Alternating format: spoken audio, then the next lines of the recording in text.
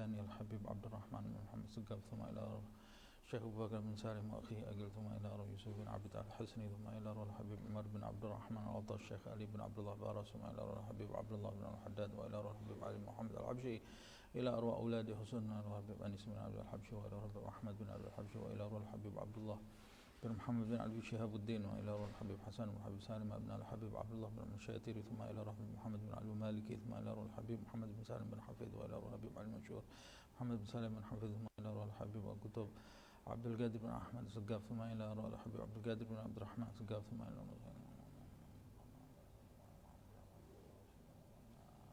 أرواح أجدادنا وجداتنا أعمامنا عماتنا أخوالنا خالتنا، وإلى أرواح والدينا ووالديكم وأمواتنا وأمواتكم أجمعين، وإلى أرواح جميع عباد الله الصالحين أجمعين، وصول مغفرهم أن الله يتغشاهم بالرحمة والمغفرة، أن الله يكثر من مثوبتهم وضعف حسناتهم، وأحفظنا بجاههم وانفعنا بهم، يدعو علينا من بركاتهم وأسرارهم وأنوارهم وعلومهم ونفحاتهم في الدين والدنيا والآخرة، أن الله يرزقنا علما نافعا وقلبا خاشعا وعملا متقبلا، وأن الله يحفظنا يحفظ أولادنا يحفظ أصحابنا من جميع الفتن ومن جميع الأمراض ومن جميع الذنوب ومن جميع البلاء والوباء والمصيبة ظاهرها وباطنها كبيرها وصغيرها، وأن الله يفتح علينا فتوح العارفين فتوح المطلق فتوح المبين، ويختم لنا بالحسنى، وإلى حضرة النبي محمد صلى الله عليه وسلم بسر الفاتحة.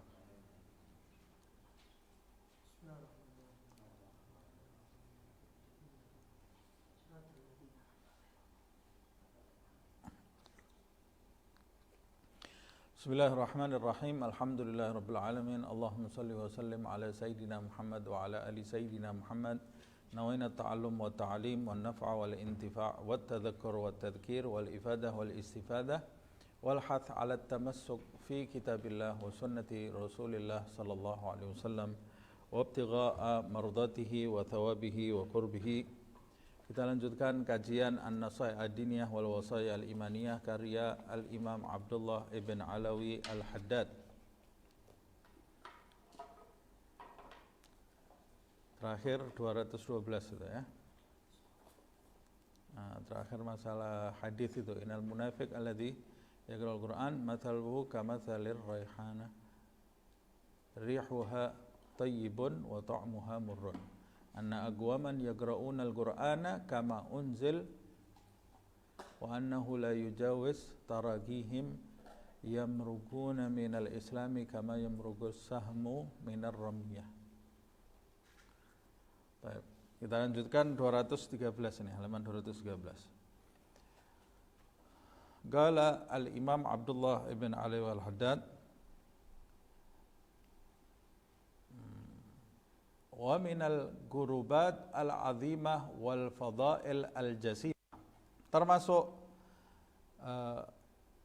ibadah taqarrub kepada Allah Subhanahu wa taala yang agung, termasuk perbuatan yang mendekatkan diri kepada Allah Subhanahu wa taala yang agung dan keutamaan yang besar,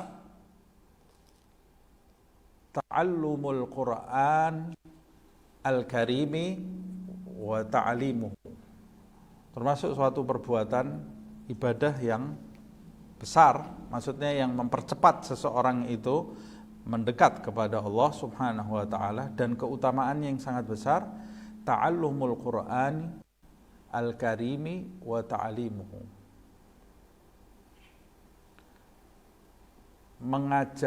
belajar Al-Qur'an dan mengajarkan Al-Qur'an. Pastilah belajar yang paling utama adalah mempelajari Al-Qur'an, sumbernya ilmu. Kemudian kalau belajar yang paling utama mempelajari Al-Qur'an, pasti pengajaran yang paling utama juga mengajarkan Al-Qur'an kepada siapapun. Tapi yang dimaksud belajar di sini yaitu mempelajari tafsir Al-Qur'an sampai seluk-beluknya, bukan sekedar makna kata per kata, tetapi mempelajari Al-Qur'an, tafsirnya, hukum-hukum yang terdapat di dalam Al-Qur'an, lalu mempelajari sejarah yang diceritakan di dalam Al-Quran, juga mempelajari tauhid yang diberitakan di dalam Al-Quran, dan mempelajari ilmu-ilmu yang lainnya yang disebut di dalam Al-Quran. Wadzalika min furudil kifayatil mutaakkidat. Belajar Al-Quran dan mengajarkannya itu termasuk fardu kifayah yang sangat dipentingkan. Artinya kalau dalam satu tempat semua orangnya mengabaikan pelajaran Al-Quran, tidak ada yang belajar dan tidak ada yang mengajarkan Al-Quran, maka semua Islam di tempat itu berdosa. Karena dia fardu kifayah. Fardu kifayah itu jika satu mendirikan perbuatan itu, maka gugur kewajiban bagi yang lainnya. Dan pahala orang setempat itu masuk kepada yang mendirikan perbuatan tadi. Nah, mengajarkan Al-Quran itu termasuk fardu kifayah. Mempelajari Al-Quran sampai seluk-beluknya juga termasuk fardu kifayah. Ilmu yang diwajibkan di dalam Islam ini, ilmu yang diwajibkan yang disebut di dalam sabda Rasulullah SAW, talabul ilmi faridah, itu ilmu yang berkaitan dengan hal-hal yang diperlukan oleh seorang hamba dalam menyembah Allah. Itu ilmu yang diwajibkan.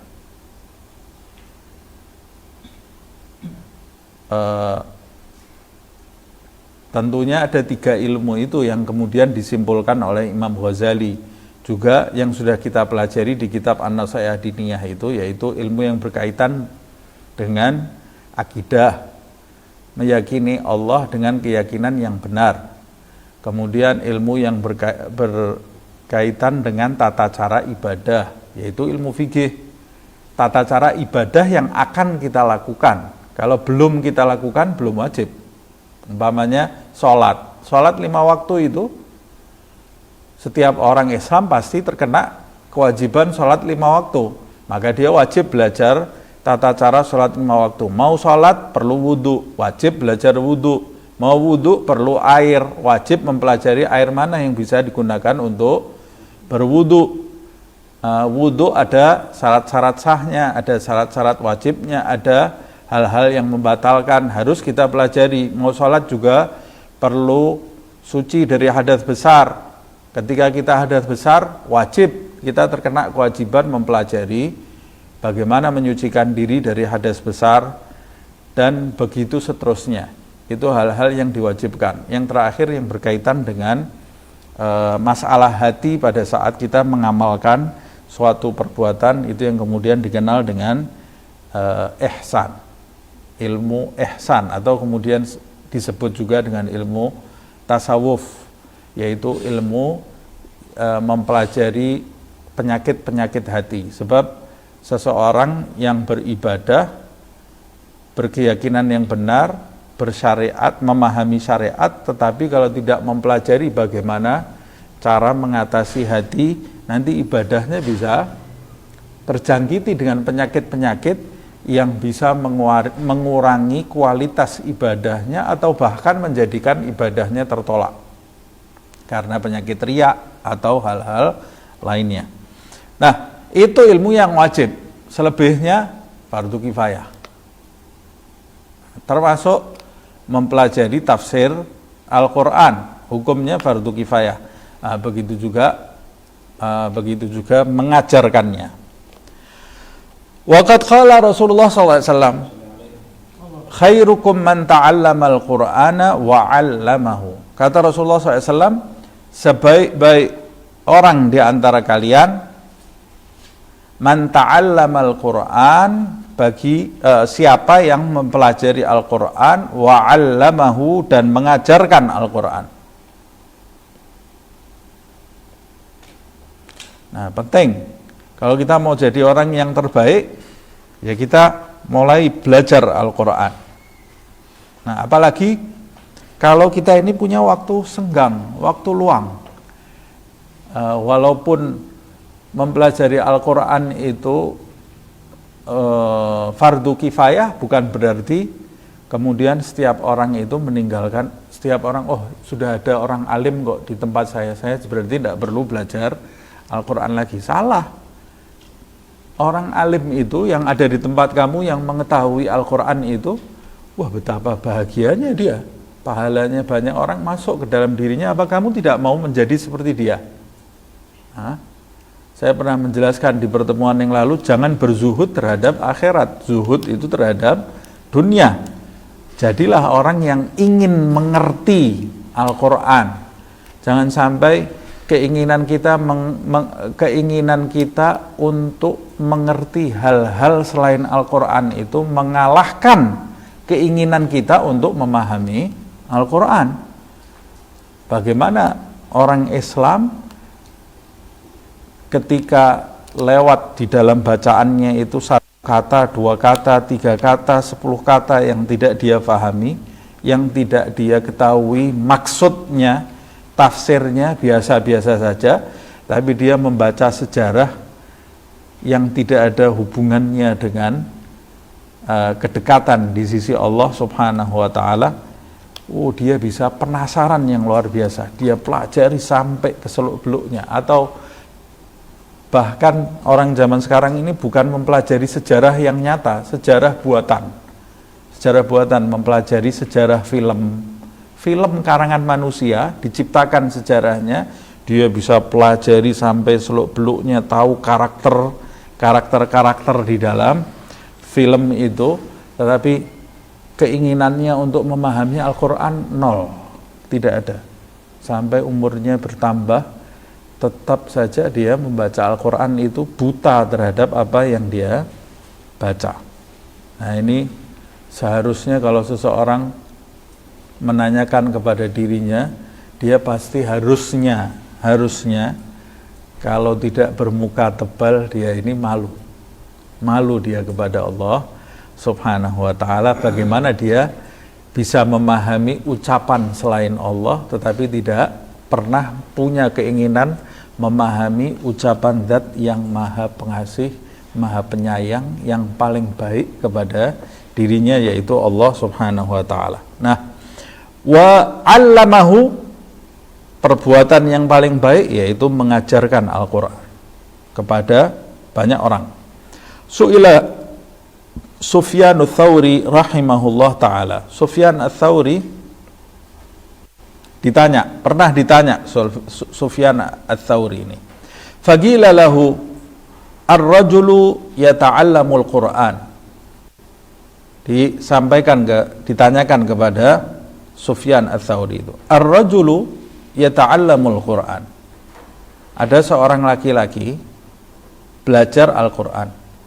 Ahabbu ilaika, lebih kamu cintai laki-laki itu, au yaghzu fi sabilillah, atau laki-laki yang perang di jalan Allah Subhanahu wa ta'ala. Maksudnya mana yang paling lebih kau cintai?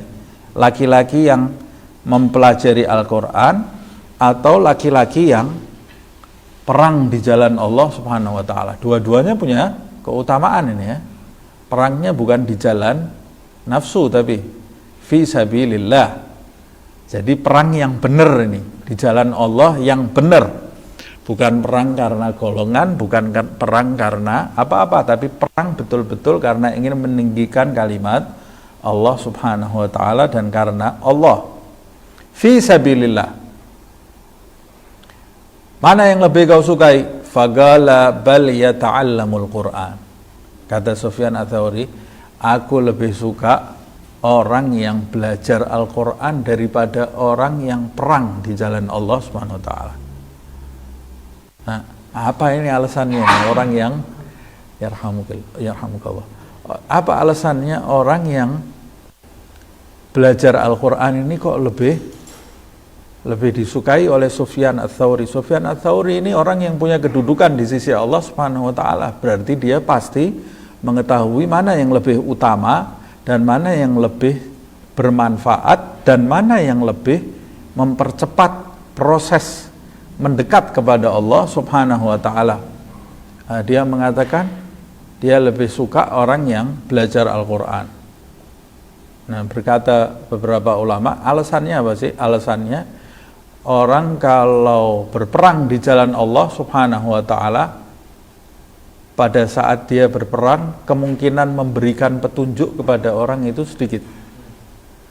Perbuatannya berperang itu bunuh orang, bukan memberi petunjuk kepada orang. Jadi celah untuk memberi petunjuk semakin kecil kepada orang. Ya, dia mengakhiri hidup orang dalam keadaan tidak mengenal Allah Subhanahu wa taala, dan itu alternatif. Berarti orang Islam itu kalau sudah perang, berarti orang Islam tidak pernah memulai peperangan, dan kalau perang berarti diserang atau dikekang kebebasannya dalam menyembah kepada Allah Subhanahu wa ta'ala. Berarti orang yang diserang sama orang Islam, orang yang diperangi orang Islam, itu orang yang betul-betul sudah nyaris tertutup kesempatan bagi dirinya untuk mendapat petunjuk dari Allah Subhanahu wa ta'ala, kecuali memang ada kasus 1-2 yang tertawan kemudian dapat hidayah dari Allah Subhanahu wa ta'ala. Plus perang itu manfaatnya untuk satu kali peperangan. Kalau mengajarkan Al-Quran menebarkan petunjuk. Orang yang tadinya sesat bisa jadi mendapat petunjuk. Orang yang tadinya bodoh bisa jadi faham. Berarti manfaatnya akan lebih besar daripada perang. Tapi ini kasus ya, per kasus. Kalau memang ada panggilan jihad umpamanya yang mewajibkan kita untuk berjihad, kita tidak bisa kemudian berpegang, wah saya tidak mau jihad, saya mau baca Al-Quran saja atau mengajarkan Al-Quran. Tidak bisa. Nah, ini kalau ada pilihan, ini menunjukkan, ini cuma mau menjelaskan bahwa mengajarkan Al-Quran itu manfaatnya lebih besar. Yang kedua, kalau berperang manfaatnya satu kali, satu tempat itu. Tapi kalau mengajarkan Al-Quran, dia bisa forward ke orang lain. Dia bisa sampaikan ke orang lain, bisa sampaikan, menyebar akan lebih luas daripada efeknya perang. Manfaatnya akan lebih luas daripada efeknya perang. Plus pengajaran itu, orang yang mengajarkan ilmu kepada orang lain, selagi ilmunya bermanfaat untuk orang dan tertular terus untuk orang lain, pahalanya tidak akan berhenti tidak akan berhenti untuk orang yang pertama kali mengajarkan. MLM. Ya betul ya, MLM ya. Seperti yang disebutkan di dalam hadis, idza mata ibnu adam inqata'a amaluhu illa min ihdath thalath. Anak Adam kalau wafat terputus semua amalnya, karena memang dia sudah tidak bisa beramal lagi, illa min ihdath thalath, kecuali salah satu dari 3 hal. Yang pertama shadaqatun jariyah, sedekah amal jariyah. Yang kedua ilmun yuntafa' bihi, ilmu yang bermanfaat. Orang yang sudah dikubur, selagi ilmunya bermanfaat, dia terus-menerus akan menerima pahala dari orang yang mengamalkan ilmunya. Makanya ini utama sekali ini. Ajarkan ilmu kepada orang lain. Ini termasuk bagian dari dakwah. Habib Ali bin Muhammad Al-Habsyi, dia pernah mengatakan, jalan menuju Allah itu banyak dan macet. Macet, orang berjubal-jubal menuju kepada Allah Subhanahu wa ta'ala. Jalannya banyak menuju Allah itu, tapi macet, ngantri orang. Karena semua orang pada mau menuju kepada Allah Subhanahu wa taala, tapi ada satu jalan yang kosong. Kira-kira kalau kita dikasih tunjuk jalan itu mau ke situ enggak ya? Kita kalau jalan macet, tahu-tahu di sebelah situ ada jalan kosong, ngebut kita langsung ambil jalan itu. Nah ini kata Habib Ali, jalan menuju Allah itu berderet-deret orang, ngantri, ada jalan satu yang kosong. Berarti jarang orang menggunakan jalan itu. Apa jalannya? Dakwah ilallah. Berdakwah, menyeru orang menuju kepada Allah Subhanahu wa ta'ala, tapi dengan cara yang benar. Kalau tidak paham, kalau orang mau mendekat kepada Allah harus belajar, orang mau berdakwah ini juga harus belajar caranya berdakwah yang benar. Jangan asal menyeru orang, tapi nanti justru bisa menimbulkan madharat kalau tidak belajar cara berdakwah. Nah, makanya termasuk di antara bagian dari dakwah adalah mengajarkan Al-Quran kepada umat manusia. Ini beberapa ulama mengatakan ini alasan Sufyan Ats-Tsauri memilih lebih menyukai orang yang mengajarkan Al-Quran daripada berperang di jalan Allah Subhanahu wa ta'ala. Wa yanbaghi lil qari' li kitabillah. Dianjurkan bagi orang yang qari' ini bisa kalau diartikan secara letterlek membaca Al-Quran, pembaca Al-Quran, tapi bisa juga diartikan penghafal Al-Quran.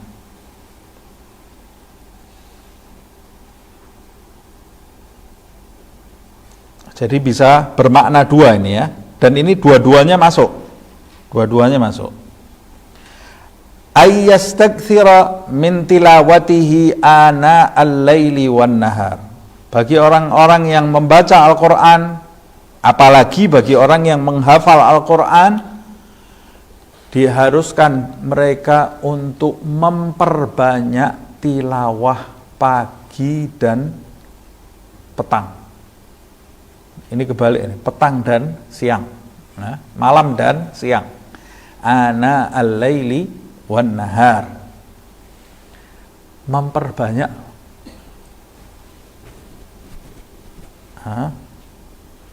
Kita sudah memperbanyak bacaan Al-Quran atau belum ini? Kita masih tawar-menawar setiap hari sama diri kita pada saat membaca Al-Quran ini ya.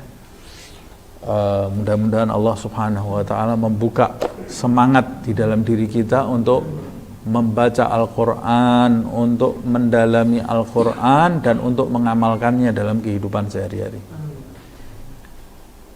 Itu para salaf pendahulu kita yang soleh itu, apalagi dari kalangan Ahlul Bait, disebutkan oleh Imam Abdullah bin Ali Al-Haddad itu, ciri-ciri mereka, wa ma'al Qur'an fi garani. Mereka itu kemana-mana selalu bersama Al-Quran. Maksudnya bukan bawa kitab Al-Quran kemana-mana. Al-Quran ini selalu bersama mereka. Di dalam dada mereka selalu mereka baca. Dan selalu mereka amalkan di dalam kehidupan sehari-hari. Nah, kalau kita mau mencontoh jalan para pewaris Nabi Muhammad SAW, baik dari kalangan keluarga Rasulullah atau dari kalangan pecinta Nabi Muhammad dan keluarganya, mereka itu ciri-cirinya diantaranya selalu bersama Al-Quran. Nah, kalau kita tidak bisa seperti mereka, fa'in lam, dalam sebuah syair apa? Ucapan itu, fa'in lam takun mithlahu fatashabbahu. Kalau kamu tidak bisa jadi seperti mereka, serupailah mereka. Serupai mereka. Ya, kamu tidak bisa seperti mereka itu selalu bersama Al-Quran, ya paling tidak setiap hari kamu harus baca Al-Quran. Tapi yang digarisbawahi oleh Imam Abdullah bin Al-Haddad, ma'at tadabbur wat tartil. Bukan cuma banyak-banyakan baca ini ya. Diingatkan lagi nih di sini. Sebab orang kalau sudah dengar-dengar ayyastakthira, memperbanyak, setan masuk langsung. Mulai besok saya mau baca. Tapi jangan lupa nih, diteruskan lagi sama Allah ada ma'at tadabbur wat tartil. Jadi bukan banyaknya, bukan banyak bacanya. Maksudnya banyak baca disertai tadabbur. Bukan cuma baca banyak-banyakan juz ya. Kalau kamu tidak bisa tadabbur, kalau kamu bisa 2 juz tanpa tadabbur, tapi kalau 1 juz saya dengan tadabbur, lebih baik 1 juz saja. Karena dengan tadabbur itu masih lebih utama. Kalau 2 juz tanpa tadabbur, kamu tidak ada bekasnya nanti bacaan kamu di dalam kehidupan. Ustaz, saya kok baca 1 juz 1 kali duduk membaca 1 juz saya tidak bisa tadabbur. Tapi kalau saya pisah-pisah 2 lembar habis sholat subuh, 2 lembar habis sholat duhur, 2 lembar habis sholat asar, 2 lembar, itu saya baru bisa tadabbur. Lebih afdal bacanya dipisah-pisah daripada 1 kali duduk kamu cepet-cepetan bacanya, tidak bertadabbur dalam baca. Lebih baik kamu 1 juz tapi kamu pisah-pisah, habis sholat subuh kamu baca 2 lembar, ringan, enteng kamu bacanya bisa pelan-pelan, bisa kamu perhatikan. Jadi bukan sekedar menunaikan bacaan 1 juz, bukan itu yang kita cari, tapi yang kita cari itu membacanya tadabbur wat tartil, dan membaca dengan at-tartil. Diperhatikan panjang pendeknya, hukum-hukum bacaannya, dipelajari cara hukum-hukum bacaannya tadi. Wa ghayatul adab wal ihtiram, dan kamu membacanya dengan adab yang tinggi, puncak-puncaknya adab gitu ya. Adab yang tinggi wal ihtiram, dan penghormatan, supaya kamu bisa dapat, bukan cuma dapat bekasnya saja, kamu bisa dapat sirnya, rahasianya Al-Quran. Kalau kamu membacanya dengan tadabbur, tartil, ada bekasnya di dalam hatimu. Kalau kamu membacanya kemudian ditambah lagi disertai adab dan ihtiram, hormat kepada firman Allah ini, pakai minyak wangi seperti yang diajarkan oleh Imam Abdullah bin Al-Haddad yang sudah kita bahas, kamu bisa dapat sir, rahasianya, direlung hatimu. Kalau dapat sir ini, wah, setiap huruf-huruf yang kamu baca ini nanti akan tersingkap rahasia-rahasianya. Nah, huruf-huruf itu bagaikan baju-baju yang ada isinya. Nah, di dalamnya ada keindahan. Nah, semoga Allah Subhanahu wa ta'ala mengaruniai kita adab dan hormat kepada Al-Quran yang menghasilkan rahasia-rahasia dari Al-Quran di dalam hati kita, insyaallah. Amin ya rabbal alamin. Wal yahdhar kullal hadari min hijranit tilawah wa tarki ta'ahudil Qur'an. Hati-hatilah kamu, hati-hati.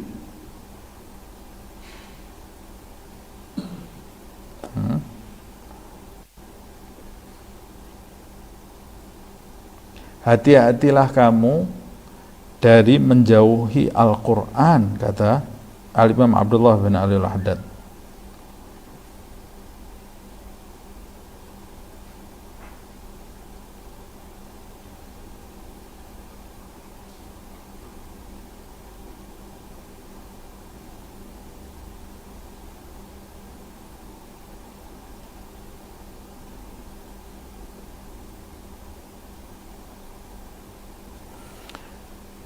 Hati-hati kamu dari menjauhi Al-Quran, hijron. Al-Quran itu kamu jauhi. Seperti yang disebutkan dalam ayat Al-Quran. Rabbi inna qaumi ittakhadhu hadzal Qur'an mahjura. Wa qala ar-rasul. Ini Rasulullah yang ngadu ini ya. Rasul ngadu kepada Allah Subhanahu wa taala. Ya Allah, kaumku ini menjauhi Al-Quran. Jangan sampai kita ini termasuk orang yang diadukan Rasul kepada Allah Subhanahu wa ta'ala. Hati-hati, kata Abdul Haddad. Kamu jangan sampai menjauhi Al-Quran. Watarki ta'ahudil Quran, dan meninggalkan perhatian kepada Al-Quran.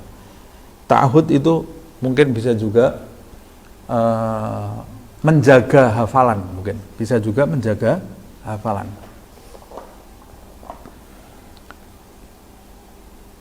Fayata'arradu bidzalika linisyanihi. Lah ini kan betul ada kaitannya.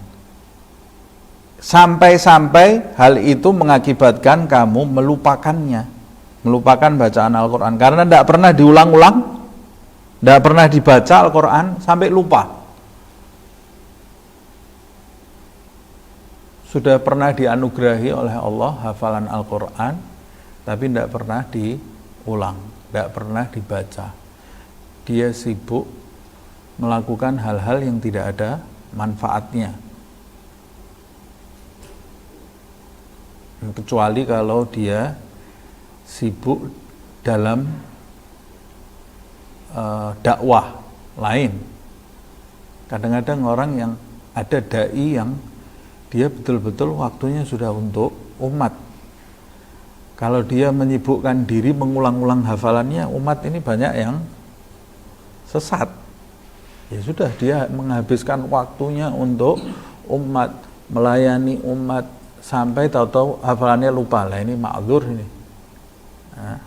Ma'dzur. Atau ada orang hafal Al-Quran, tapi umat sekarang ini lebih perlu orang yang memahami makna Al-Quran. Jadi dia karena urgent umpamanya umpama ini, dia habiskan waktu untuk mengkaji tafsirnya Al-Quran sampai tidak punya kesempatan untuk mengulang, sampai kemudian ada yang terlupa. Nah ini bukan lalai, ini lain. Tapi itu sedikit orang zaman sekarang yang seperti itu ya. Orang zaman sekarang ini waktunya banyak longgarnya daripada hal-hal yang bermanfaat. Kalau orang seperti kita ini sampai pernah hafal Al-Quran kemudian melupakannya, wah berarti kita melalaikan Al-Quran ini. Lalai kita terhadap Al-Quran. Hati-hati. Nah, bagaimana kamu bisa melupakan firman-Nya Allah Subhanahu wa ta'ala? Wa huwa min a'dhamidz dzunub. Melupakan ayat Al-Quran itu termasuk dosa yang paling besar. Dosa yang besar. Fa fil hadithi anhu alaihi salatu wassalam. Di dalam sebuah hadis diriwayatkan dari Rasulullah SAW, beliau bersabda, "Uridat alayya dzunubu ummati." Telah ditampakkan kepadaku dosa-dosa umatku. Falam ara dzamban a'dhamu min suratin minal Qur'an aw ayatin utiha rajulun thumma nasiha. Subhanallah.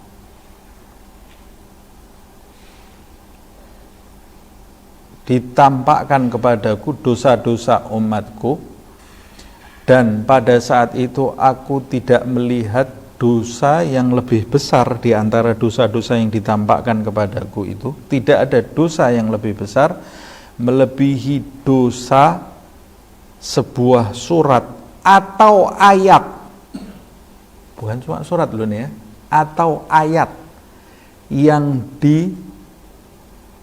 anugerahkan oleh Allah kepada seorang laki-laki, seorang hamba. Maksudnya dia jadi hafal. Hafal itu kan rezeki dari Allah. Orang bisa hafal itu rezeki dari Allah Subhanahu wa ta'ala. Makanya kalau kita bisa hafal Al-Quran atau hafal satu ayat dari Al-Quran, bersyukur kepada Allah. Di antara syukurnya dengan cara dijaga hafalannya. Jangan sampai kita lalaikan. Kata Rasulullah, tidak ada dosa yang lebih besar daripada sebuah surat atau ayat yang diizinkan oleh Allah untuk hambanya menghafalnya, tapi kemudian hamba itu melupakannya. Melupakannya bukan tidak sengaja, tapi karena kelalaian. Tidak pernah diulang-ulang, dia lebih tertarik kepada hal-hal yang tidak ada manfaatnya, atau tertarik justru kepada hal-hal yang haram. Na'udzubillah min dzalik. Wa fi haditsin akhar, dan di hadis yang lain, innalladzi yansal qur'ana ba'da hafidhahu. Nah, ini semakin jelas ini ya. Maksudnya ta'ahud tadi di sini menghafal kan, seperti yang saya bilang ya. Jadi ini menghafal, membaca atau menghafal. Tapi dalam hal ini hadis ini berkaitan dengan yang menghafal. Innalladzi yansal qur'ana ba'da hifdhahu. Orang yang melupakan Al-Qur'an setelah dia dulu pernah menghafalnya, yalqallah yaumal qiyamati, dia nanti kelak akan menemui Allah di hari kiamat, wa huwa ajdam, dalam keadaan buntung. Dalam keadaan buntung. Ajdam itu kusta. Judam itu kusta. Kusta itu kan penyakit itu ya, buntung itu kan, putus-putus itu ya, dalam keadaan putus, dalam keadaan kusta. Naudzubillah min dzalik. Karena dia seperti memutus hafalannya itu ya. Jadi kan nanti di akhirat semua itu yang tampak, hakikat itu jadi tampak. Orang yang melalaikan hafalan Al-Quran, dia menemui Allah dalam keadaan kusta. Ya Allah, semoga Allah mengampuni dosa-dosa kita, mengampuni kesalahan kita, mengampuni kelalaian kita. Nah, kadang-kadang kita hafal itu satu ayat, tapi kemudian kita lupakan. Atau ada hafalan Al-Quran, kemudian kita lupakan karena kelalaian kita, karena rasa malas yang kita pupuk. Malas, suruh mengulang-ulang, malas. Padahal tadinya sudah hafal, cuma malas mengulang-ulang. Suka menunda-nunda, tidak disiplin, sampai kemudian apa yang sudah hafal itu hilang. Padahal itu anugerah dari Allah Subhanahu wa ta'ala. Tidak semua orang dikasih hafal Al-Quran. Nah, siapa yang pernah menghafal Al-Quran kemudian melupakannya karena lalai, karena malas, tobat kepada Allah Subhanahu wa ta'ala, mulai lagi mengulang-ulang hafalannya. Malas ini penyakit yang berat ini ya. Berat ini. Ini penyakit yang melanda banyak orang sekarang ini, itu penyakit malas. Gara-gara PPKM. Tidak bisa keluar dari rumah, di rumah terus. Sekarang boleh keluar, malas semua, tidak ada yang keluar. Dulu dilarang keluar, protes pengen keluar ini, kapan ini kita keluar? Sekarang boleh keluar, sudah keenakan di rumah, sama istrinya sampai disuruh, ayo keluar kerja. Penyakit malas ini, hati-hati, jangan sampai kita kena virus malas ini. Lebih bahaya dari corona virus malas ini. Disuruh zikir itu beratnya apa sih? Cuma baca loh nih, baca, subhanallah, bisa enggak mampu, buka mulut ini enggak mampu ini, baca sholawat enggak bisa.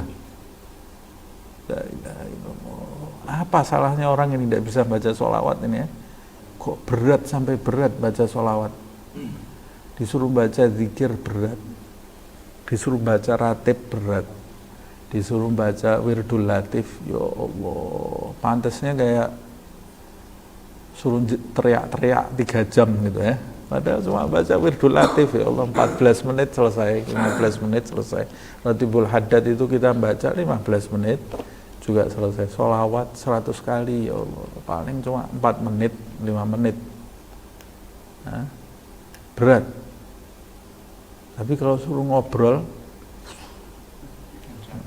kenceng, asyik.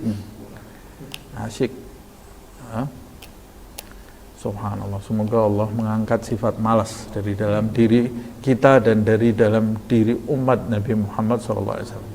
Menimbulkan semangat di dalam diri kita untuk mendekat kepada Allah, semangat membaca Al-Quran, semangat dalam berbakti kepada Allah, berbakti kepada Rasulullah SAW, semangat dalam mengerjakan sunnah-sunnah Nabi Muhammad, semangat dalam mewujudkan adab-adab Rasulullah SAW di dalam hidup kita, yang menjadikan kita termasuk dalam golongan pecinta Rasulullah SAW dan menjadikan kita mendapat ridha dari Allah Subhanahu wa ta'ala dan Rasulnya Muhammad SAW.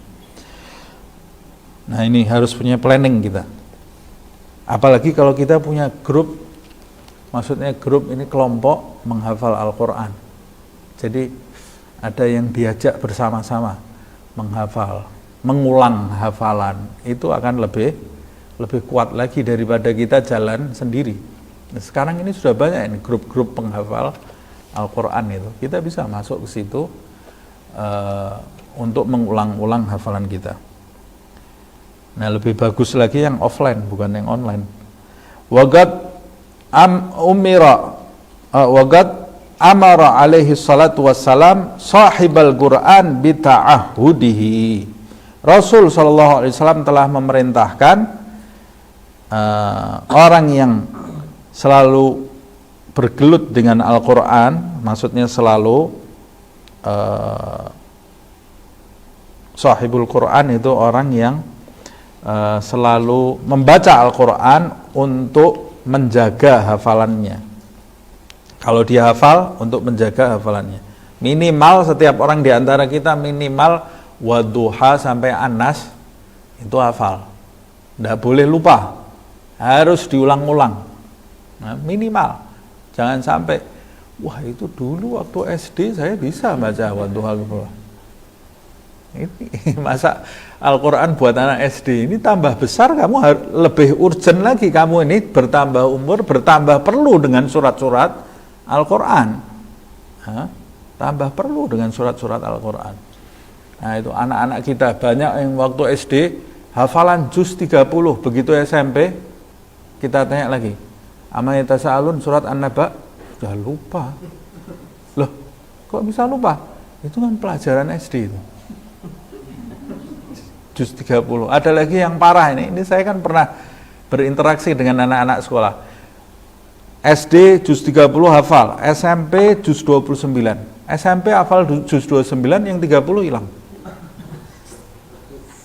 La haula wala quwata illa billah. Jadi surat Al-Muluk dia hafal, surat Jin hafal. Coba An-Nazi'at, enggak hafal deh. Loh, kok enggak hafal surat An-Nazi'at? Itu kan ujian SD. Sekarang saya sudah SMP. Jadi dia menghafalnya untuk ujian, bukan karena ingin mendekat kepada Allah Subhanahu wa taala. Padahal kalau kita sehari menghafalkan 5 ayat, tidak usah banyak-banyak, 5 ayat, juz 30, tidak sampai setahun itu. Bisa hafal kita, juz 30. Terus nanti tambah lagi juz 29. Dulu guru saya sebelum saya berangkat ke sana ya, tahun 95 saya pernah punya guru tahfidz Quran itu.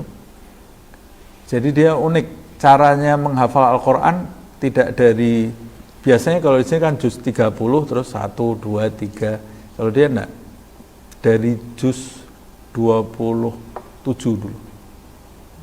Jadi juz 27, 28, 29, 30. Baru kemudian juz 1. Kata dia karena Al-Quran itu yang paling susah untuk dihafal itu juz 27, 28, 29, 30. Sebab banyak samar-samar, banyak pengulangan-pengulangan di situ. Banyak mirip-mirip yang satu dengan yang lain. Kamu kalau sudah hafal ini juz 27, 28, 29, 30, yang lain gampang. Mulai dulu dari juz 30 dulu. Juz 30 belum mampu, Ad-Duha sampai An-Nas. Kemudian nanti tambah. Begitu terus sampai kemudian bisa menghafal insyaallah. Nah, metode menghafal Al-Quran banyak.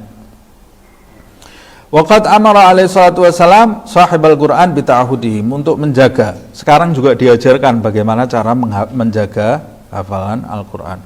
Wa akhbara annal Qur'an, dia juga mengabarkan Rasulullah SAW, annal Qur'ana asra'u tafallutan min sudurir rijal minal ibili min uguliha. Al-Quran itu lebih cepat lepas dari dada seseorang, lebih cepat daripada lepasnya unta dari ikatannya. Unta sudah diikat, itu dia pasti mau melepaskannya susah dia.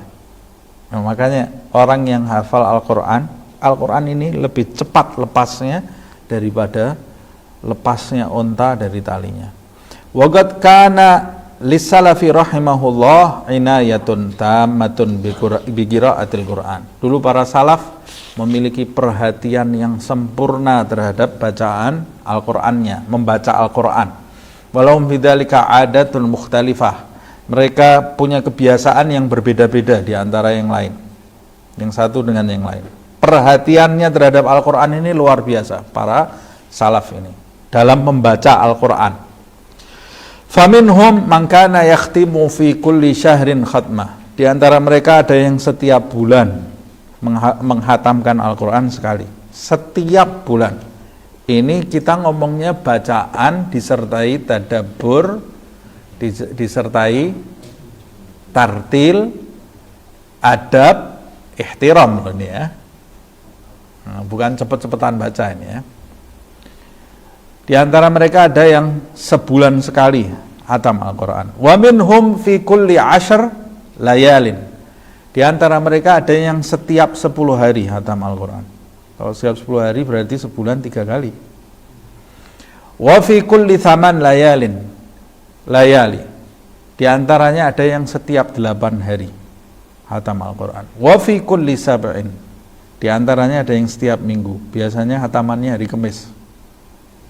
Nah, kayak orang Tarim itu adatnya setiap hari Kamis dia baca hataman, Kamis pagi. Jadi seminggu tadarusnya setiap seminggu sudah hatam. Wa minhum fi kulli 3. Di antaranya ada yang setiap 3 hari.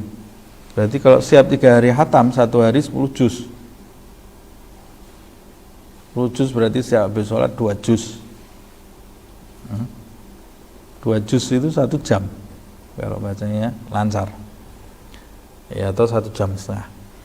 Wa minhum man kana yakhtimu fi kulli yaum wa lailah khatmatan.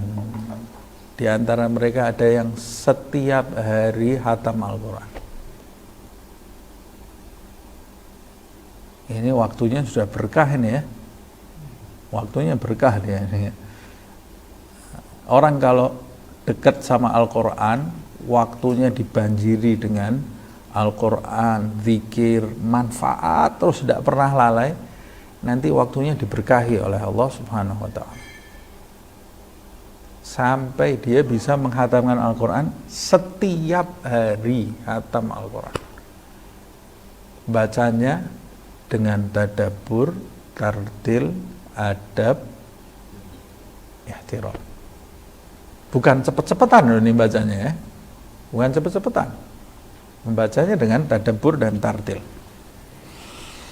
Wa khatama ba'duhum fil yawm wa lailah khatmatain. La haula wala quwwata illa billah. Di antaranya yang lain sehari semalam hatam 2 kali. Siang sekali, malam sekali. Wa ba'duhum arba'an. Ada lagi yang 4 kali. Jadi siang 2, malam 2. Wantaha ba'duhum ilal khatmi fil yawm wa lailah 8 khatamat. Puncaknya sampai ada di antara mereka yang menghatamkan sehari semalam 8 kali hataman Al-Quran. Hatam loh nih. Hatam Al-Quran. Ya Allah, berarti 4 siang, 4 malam. Di antara yang seperti ini yang kita tahu adalah Habib Abdurrahman bin Muhammad As-Segaf. Pagi, siang hari 4 hataman, malam hari 4 hataman. Kok bisa?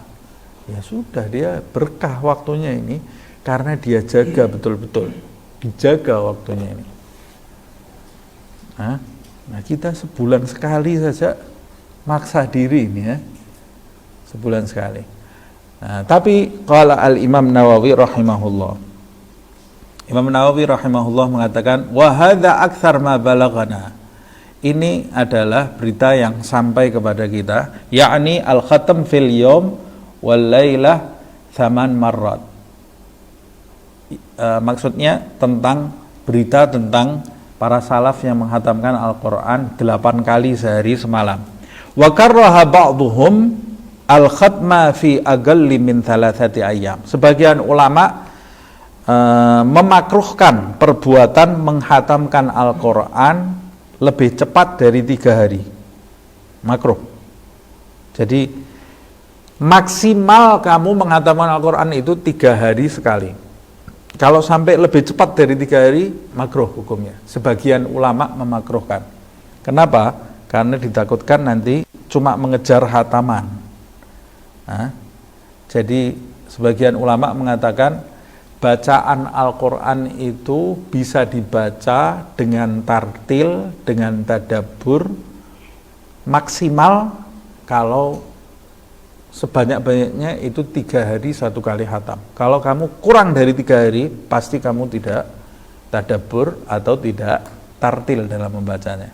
Nah, tapi sebagian hamba Allah subhanahu wa ta'ala ada yang diberi kelebihan oleh Allah subhanahu wa ta'ala seperti yang saya sebut tadi, Habib Abdurrahman bin Muhammad As-Segaf. Dia membacanya tartil, tadabbur 8 kali hataman. Kok bisa? Sudah tidak bisa dipikir lagi dengan logika. Padahal dia kerja dia berdakwah, ketemu keluarganya, ketemu orang, hadir undangan, bermasyarakat dia ini, hidup bermasyarakat. Kaya raya, kebun kurmanya berhektar-hektar. Kalau nanam biji kurma, setiap 1 biji baca surat Yasin. 1 benih itu dia masukkan, dia baca surat Yasin. Nah, kalau kita Yasin ya setahun tidak selesai kerjaan kita. Tapi dia ini punya keberkahan hidupnya, sama Allah dikasih karomah, diberkahi waktunya, diberkahi oleh Allah. Kok Ustadz jangan ngarang, itu umatnya Nabi Sulaiman saja punya keramat, masa umatnya Nabi Muhammad SAW tidak punya keramat? Umatnya Nabi Sulaiman itu bisa mindahkan singgasananya Balqis sebelum kedip Nabi Sulaiman. Qabla ayyartadda tarfuk. Umatnya Nabi Sulaiman. Lah umatnya Nabi Muhammad lebih afdal mana umatnya Nabi Muhammad daripada umatnya Nabi Sulaiman? Itu zaman dulu saja. Kamu kira keramat itu habis loh? Allah yang memberi karamah kepada wali-wali di umatnya Nabi Sulaiman itu sampai detik ini maha kekal. Dia as-sagi bagi, penuangnya itu sampai sekarang maha kekal, penuangnya itu ada. Orang yang punya hati bersih dituangi karamah oleh Allah subhanahu wa ta'ala. Nah, di antara umat-umat Nabi Muhammad SAW ada yang memiliki kelebihan-kelebihan seperti itu. Thaman khatamat wa karraha ba'duhum, ini yang saya sebut dari sebagian. Ya, kalau kita mau bacanya cepet-cepetan ya memang dimakruhkan. Aqal min 3 ayyam, a'ni al-mudawamah ala dzalik, maksudnya mudawam, melanggengkan perbuatan seperti itu, setiap hari hatam itu dimakruhkan.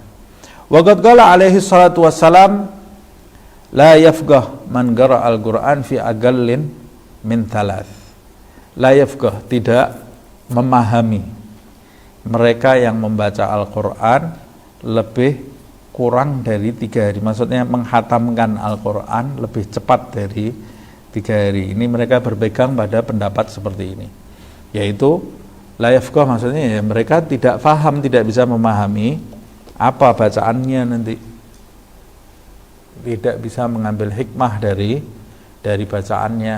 Nah, saya katakan tadi kalau bisa ya sah-sah saja, waktunya melar, diberkahi oleh Allah subhanahu wa ta'ala, diberi keberkahan waktu oleh Allah subhanahu wa ta'ala, ya sudah, dia bisa melakukan itu.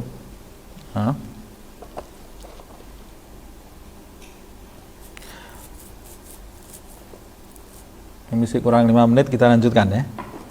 Wa yanbaghi li sahibil Qur'an ay yaj'ala lahu wirdan minal Qur'an. sebaiknya atau lebih bagus bagi orang yang membaca Al-Quran atau menghafal Al-Quran menjadikan wirid. Al-Quran itu dijadikan wirid. Wirid itu perbuatan yang dilakukan secara kontinu di waktu yang telah ditentukan dan dengan takaran yang telah ditentukan. Nah, dia juga punya wirid dalam bacaan Al-Qur'annya ini. Wirid itu tidak cuma zikir saja ya. Bacaan Al-Qur'an kalau dilakukan secara kontinu itu ya juga disebut wirid. Salat sunnah itu wirid. Taklim setiap hari Rebo di Mahya, Marem dan Mahya. Ini wirid. Karena kita lakukan setiap hari Rabu di jam tertentu, waktunya, takarannya tertentu. Ini juga termasuk wirid. Wirid itu salat sunnah, Al-Quran, zikir, ta'lim, belajar, itu termasuk bagian dari wirid. Tafakur itu termasuk wirid.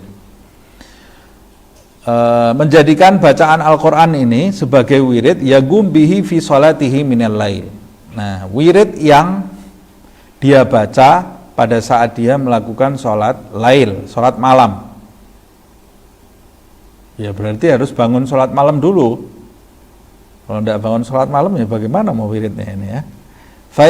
Fayatatabba' al-Qur'an min awwalihi hatta yakhtimahu fi salatihi minal lail. Nah, jadi dianjurkan bagi mereka yang membaca Al-Quran atau menghafal Al-Quran untuk punya wirid membaca Al-Quran di dalam sholat lailnya. Ini nanti dia termasuk, pertama dia dapat keutamaan yang besar. Kedua, di malam hari itu kalau orang baca Al-Quran berarti kan lebih khusyuk. Ketiga, kalau dia membacanya di dalam sholat, dia pasti membacanya dalam keadaan wudhu, suci, menghadap kiblat, adab-adab dia penuhi. Kemudian keempat, dia kalau hafal Al-Quran membacanya di waktu malam, pasti dia setiap malam mengulang hafalannya akhirnya kan. Jadi dia tidak termasuk orang yang melalaikan hafalannya. Nah, jadi sebagian orang yang sudah sibuk dengan umat, kok dia masih kuat hafalannya. Waktu dia mengulang Al-Quran itu di waktu malam itu, di waktu dia tahajud. Imma fi kulli syahr. Nanti bacaan di dalam sholatnya itu yang urut. Ustaz, saya setiap sholat kan juga baca Al-Quran. Ya sudah jelas apakah kamu membaca komik di waktu sholat. Pasti yang kamu baca Al-Quran. Paling tidak Al-Fatihah kamu baca. Tapi yang dimaksud bacaan di sini, ini bukan sekedar membaca Al-Quran, tapi membacanya tatabba' min awwalihi hatta yakhtimahu. Bacanya urut dari mulai Alif Lam Mim sampai An-Nas. Setelah Al-Fatihahnya membaca surat itu, imma fi kulli syahr, lebih bagus kalau dia bisa menghatamkannya setiap bulan, berarti setiap malam 1 juz. Au fi kulli arba'in, atau setiap 40 hari. Au agal au aktsar hasabin nasyat wat taisir. Atau lebih cepat dari itu atau lebih lambat lagi dari sebulan, tergantung an-nasyat, semangat, dan at-taisir, kemudahan. Tergantung yang kamu sanggup kamu amalkan.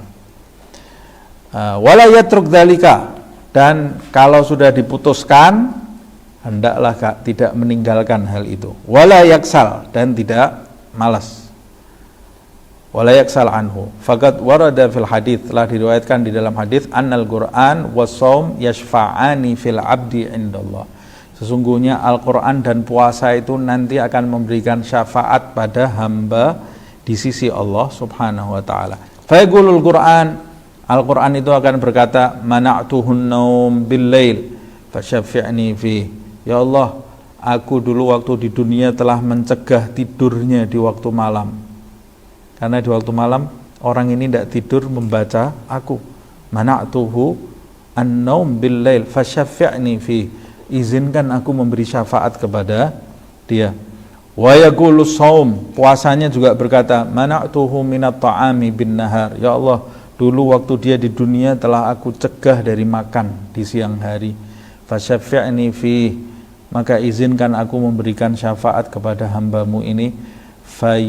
Fayusyaffa'an, maka keduanya yaitu Al-Quran dan puasa itu diizinkan Allah memberikan syafaat kepada hamba tadi. Ya Allah, ini lihat ini keutamaannya. Wa qad qala ta'ala, Allah Subhanahu wa taala berfirman, laisu sawa, tidak sama. Laisu sawa, tidak sama. Siapa?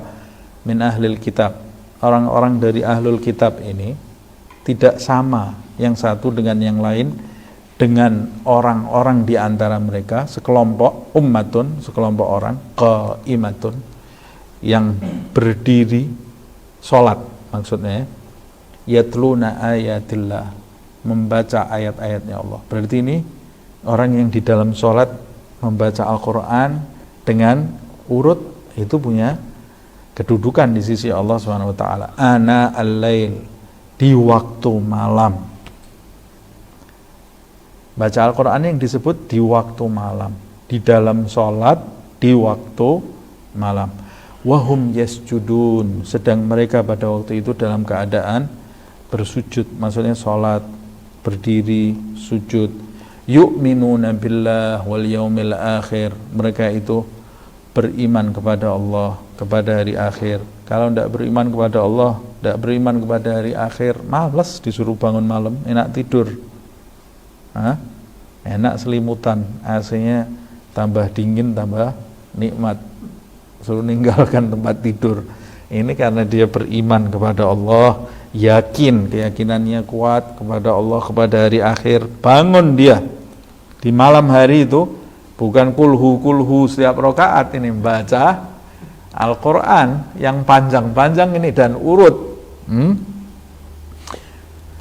Wa ya'muruna bil ma'ruf, dan di pagi harinya dia memerintahkan kepada kebaikan. Wa yanhauna 'anil munkar, mencegah dari perbuatan mungkar. Wa yusari'una fil khairat, bergegas dalam segala kebaikan. Kalau ada ajakan kebaikan, dia bergegas menghampiri kebaikan tadi.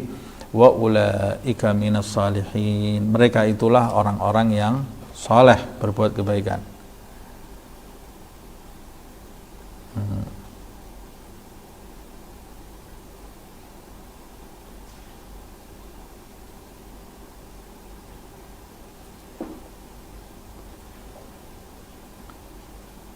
Kita lanjutkan aja ya pertemuan yang akan datang.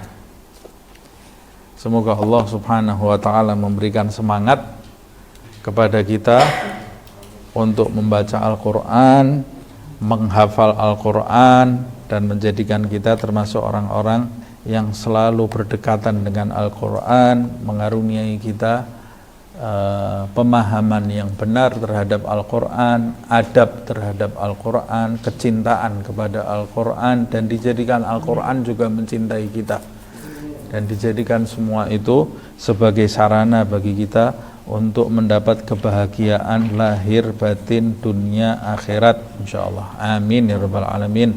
Al-Fatihah.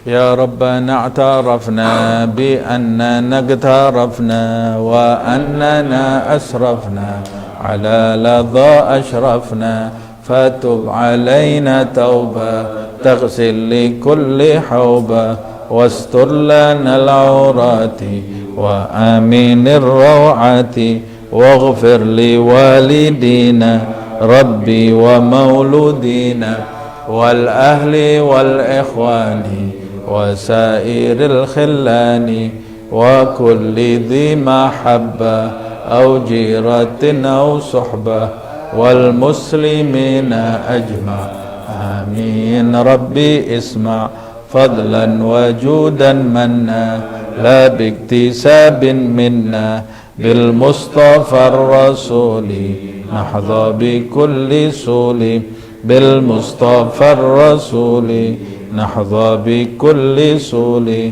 بالمصطفى الرسول نحظى بكل سول صلى وسلم ربي عليه عد الحب وآله والصحب عداد طش السحب والحمد للإله في البدء والتناهي سبحانك اللهم وبحمدك أشهد أن لا إله إلا أنت أستغفرك وأتوب إليك سبحان ربك رب العزة عما يصفون سلام على المرسلين والحمد لله رب العالمين.